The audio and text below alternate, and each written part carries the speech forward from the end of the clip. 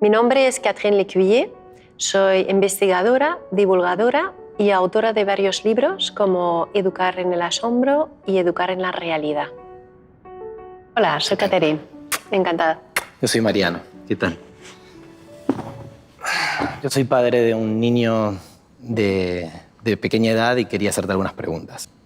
Todos podemos comprobar cómo los niños se quedan fascinados ante una televisión o una tablet. ¿Tú crees que debemos evitar ese impulso? Bueno, primero hemos de saber que esos dispositivos son altamente adictivos, porque introducen al niño en un círculo de recompensa a través de la producción de la hormona de la dopamina.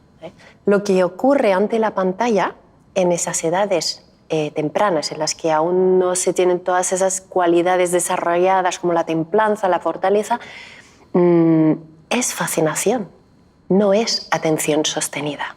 La atención es una actitud de descubrimiento, una actitud de apertura ante la realidad. Es la actitud activa del que formula preguntas, busca respuestas, está a la expectativa de lo que se encuentra, sin ningún filtro ni prejuicios. En cambio, la fascinación es una actitud pasiva, pasiva ante estímulos novedosos, frecuentes e intermitentes. Es la actitud de embotamiento, podríamos decir, ¿no? del que está todo el día buscando sensaciones nuevas. La crisis educativa yo creo que es principalmente una crisis de atención. ¿Cuáles son los efectos de exponerse demasiado tiempo a una pantalla? ¿Cuáles son los efectos que generan? Pues los estudios citados por las principales asociaciones pediátricas asocian la exposición a la pantalla en edades tempranas con adicciones, inatención, disminución en el vocabulario, impulsividad, entre otras cosas. Por ese motivo, en el 2017 la Asociación Pediátrica Canadiense recomienda antes de los 2 años, 0 pantalla. Y de los 2 a los 5 años, menos de 1 hora al día. Y añade que han de ser contenidos, como es lógico, que están adecuados a la edad del niño, no tanto a nivel de contenido como del ritmo. Hemos de saber que esas recomendaciones no son recomendaciones educativas, son recomendaciones de sanidad pública, para la salud neurológica de nuestros hijos. Y acaba su recomendación con una frase importantísima que rompe con muchos mitos muy difundidos, son mitos tecnológicos, diciendo: ningún estudio apoya la introducción de las tecnologías en la infancia. Pero, ¿qué le recomendarías a aquellos padres que quieren dar marcha atrás, retroceder en el uso excesivo de las pantallas, pero no saben cómo hacerlo, no pueden, no encuentran la forma? No es prohibir por prohibir. La idea es dar a nuestros hijos alternativas excelentes. La Academia Americana de Pediatría lo dice claramente. Los niños aprenden de las interacciones con humanos, no con pantallas. Encontrarse con una mirada, conectar con ella, hacer un agujero en el bosque para esconder una piedra mágica, ¿no? Escuchar un secreto de un amigo y guardarlo, planificar la construcción de un castillo con trozos de cartones, ¿no? Todas esas actividades que ayudan a desarrollar pues, esas funciones ejecutivas como la atención, la planificación, la memoria de trabajo, y que nos ayudan a desarrollar esas virtudes, como la fortaleza, la templanza, que luego son cualidades que permitirán a esos niños usar las nuevas tecnologías de forma responsable. Yo creo que sería un disparate afirmar que adelantar el uso de las nuevas tecnologías, adelantar la edad de uso, fomenta el uso responsable de las nuevas tecnologías. Porque pues es como decirle a un niño pequeño que se tome un vasito de agua de una boca de incendio, y además sin que le salpique. Yo creo que la mejor preparación para el mundo online es el mundo offline. el mundo real. Hola, Catherine. Hola. Soy Ana. Encantada, soy Catherine. Hola, yo soy Hola. Lucía. ¿Qué tal? ¿Vosotras pensáis que es posible hacer dos cosas a la vez? Claro, hay gente que yo creo que sí que tiene esa capacidad, pero luego hay gente que no, desde luego. ¿Podemos caminar a la vez que estamos pensando, por ejemplo? Sí, ¿Por sí, qué? porque eso está automatizado. Pero podemos, por ejemplo, hacer varias actividades que requieren procesar información, como por ejemplo escuchar una clase, tomando nota, viendo el WhatsApp o mirando las redes. Yo creo que no. O sea, yo por lo menos soy incapaz. Soy incapaz de concentrarme en lo que está diciendo el profesor o lo que sea y a la vez estar tomando apuntes y con el móvil al lado. O sea, incapaz. A mí me parece que es algo que puedes entrenar. O sea, por ejemplo, un médico cuando está reanimando a una persona, pues está realizando una maniobra, evaluando al paciente, leyendo, escuchando lo que le dicen y todo esto mientras va pensando cuáles son los siguientes pasos, porque, claro, ha entrenado para eso, entonces sí que creo que se puede. Y cuando hacemos varias cosas a la vez que requieren procesar información, ¿ganamos en tiempo y en eficacia? Hombre, claro, si haces dos cosas a la vez yo creo que sí que se gana en tiempo, pero yo creo que no es tiempo de calidad, o sea... Sí, igual más tiempo que eficacia, a lo mejor. O sea, Sí, eficacia. Pues lo que los estudios dicen es que cuando acumulamos actividades que requieren procesar información, lo que estamos haciendo en realidad no es hacerlas en paralelo.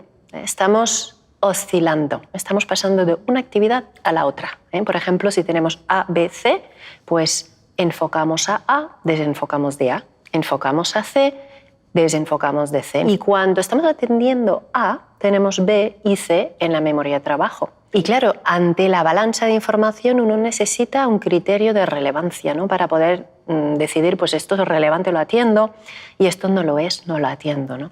En la Universidad de Stanford, hace unos años, hicieron un estudio en el que se preguntaron si los que hacen multitarea tecnológica oscilan mucho, usan mucho la memoria de trabajo y usan mucho el criterio de relevancia, entonces deben ser muy buenos en esas tres cosas, ¿no? Como dices sí. tú.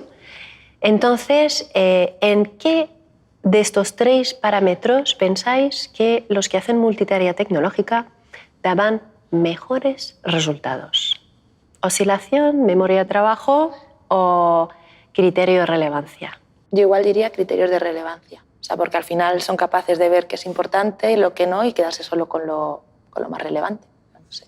Pues yo pienso que oscilación. Pues la respuesta es en ninguno.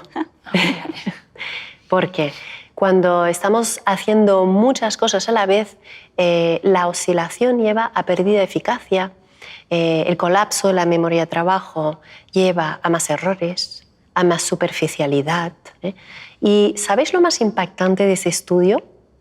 El director de ese experimento, ¿no?, que es Clifford Nass, concluye diciendo: los que hacen multitarea tecnológica son enamorados de la irrelevancia. ¿Qué os parece? Pues sí.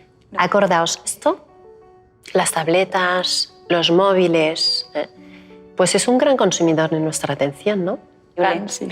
Y cuando no llevamos las riendas en su uso, entonces lleva a un empobrecimiento de la atención. Sí.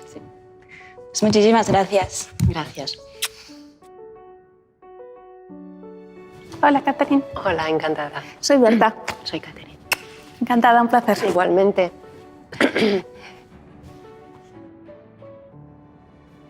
Soy directora de un colegio y me gustaría hacerte alguna pregunta.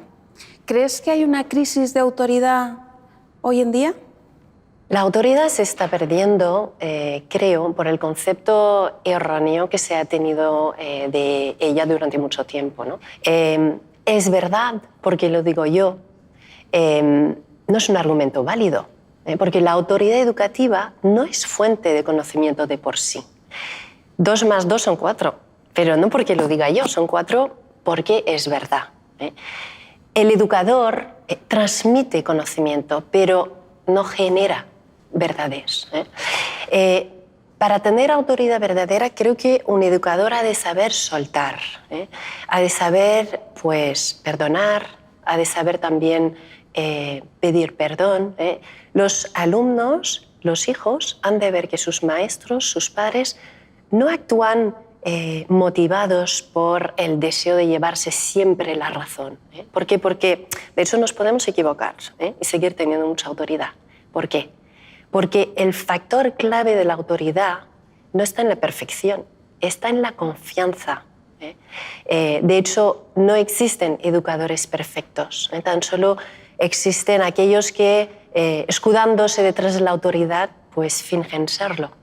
La idea es que los alumnos han de ver que sus maestros, sus padres, están al servicio de su educación, no que los alumnos están al servicio del cumplimiento de unas normas estrictas, ¿no? Hemos de preguntarnos por el sentido y por la razonabilidad de las normas que imponemos en relaciones con los fines que pretendemos conseguir, ¿no? De hecho, en la educación, como pasa casi siempre, ¿no?, el problema ocurre cuando mezclamos fines y medios. Claro. Hoy el rol del docente ha cambiado. Los niños y las niñas tienen acceso a la información en la tablet, tienen todo el conocimiento ahí. ¿Eso no hace que se cuestionen el concepto, la autoridad del docente?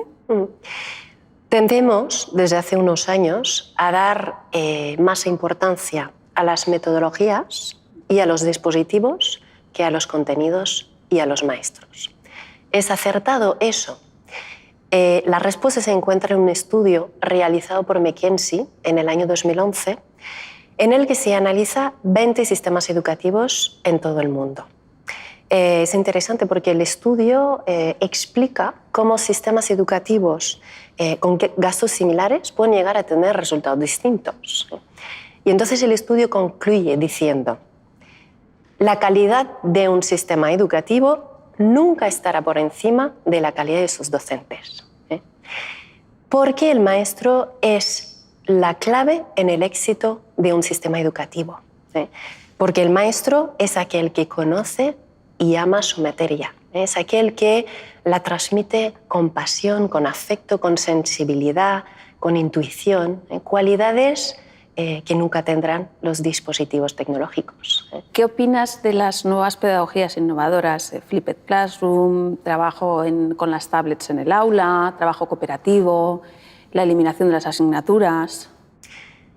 Pues mira, habría que hablar de cada uno en su contexto, pero creo que es importante distinguir modas de propuestas valiosas.